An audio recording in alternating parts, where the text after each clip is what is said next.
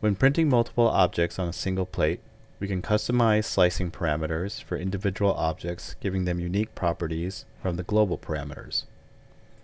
To adjust these settings, switch the Process Setting mode from Global to Object in the Process tab. Select a specific object you want to modify on the build plate or in the object list. Adjust the desired parameters for that object. Layer height, infill density, wall loops, support are conveniently sorted together in the Frequent tab. More detailed and specific changes can be done in the Quality, Strength, Speed, Support, and Others tab, similar to the settings found in the Global Process tab. Adjusting individual objects is particularly useful when printing multiple objects with different requirements on the same plate, or optimizing print settings for specific parts of a multi-part model.